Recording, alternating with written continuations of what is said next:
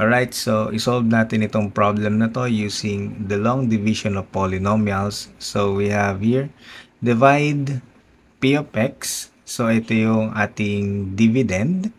So meron tayong 2x cubed plus 3x squared minus 5x plus 6 by d of x. Ito naman yung ating dividend. So meron tayong x minus 2. So, since gagamit tayo ng long division of polynomials, gagamitin natin yung long division sign. Ilalagay natin sa loob itong dividend na 2x cubed plus 3x squared minus 5x plus 6. And dito naman sa labas, isusulat natin yung ating divisor na x minus 2. So, ang gagawin natin sa process is, ang i-divide lang natin itong leading term ng ating dividend divided by the leading term of our divisor, which is x.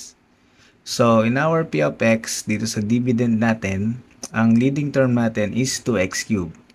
So, 2x cubed divided by x. So, the answer is 2x squared. And then, multiply naman natin itong 2x squared dito sa ating divisor na x minus 2. So, that's 2x squared times x. So, meron tayong 2x cubed. And then, 2x squared times negative 2.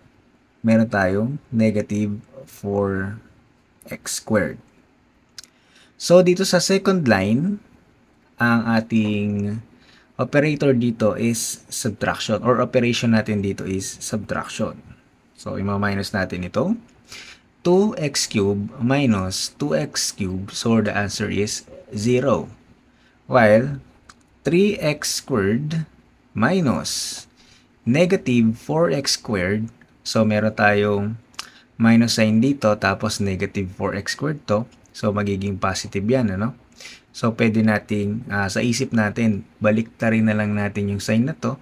So, magiging 3x squared plus 4x squared. So, we have 7x squared.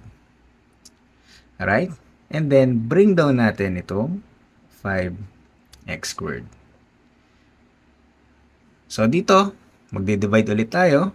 Yung first term or yung leading term nitong ating 7x squared minus 5x, which is 7x squared, i-divide natin dito sa leading term ng ating divisor, which is x. So, 7x squared divided by x.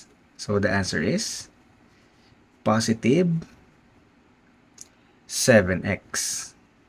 So, we have positive 7x.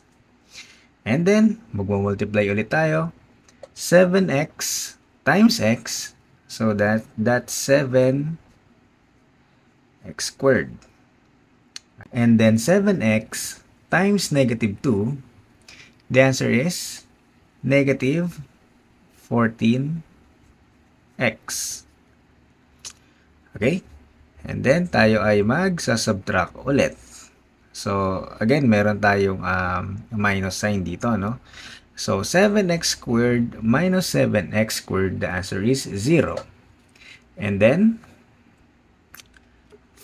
negative 5x minus negative 14x. So, dalawa ulit yung ating negative dito, no? Negative sign. So, magiging positive. Baliktarin lang natin itong sign ng negative 14x. So, we have negative 5x.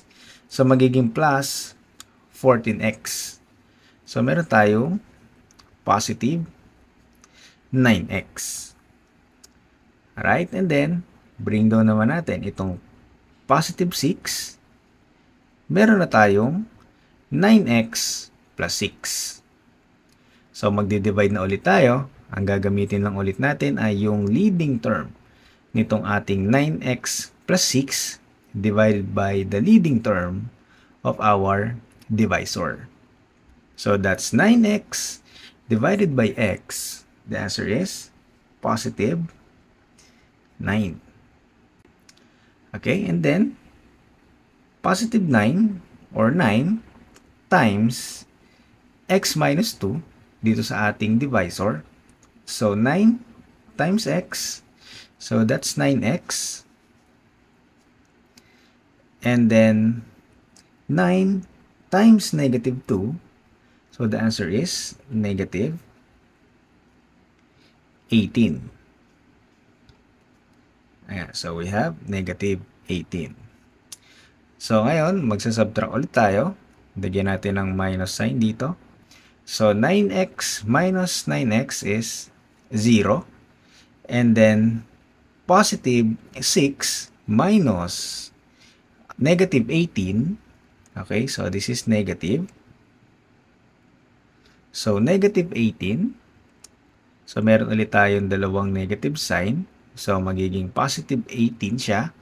So that's 6 plus 18 is equal to 24. So our quotient is 2x squared plus 7x plus 9. And our remainder is 24.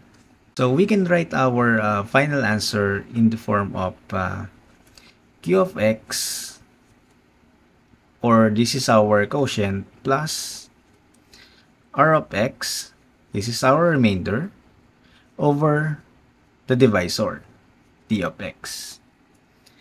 Okay, so our final answer is 2x squared plus 7x plus 9 plus, so this is our quotient, no? Plus, ano yung remainder natin?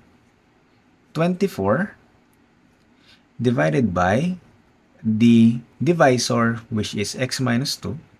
So we'll write x minus 2 dito sa ating denominator. So this is now our final answer.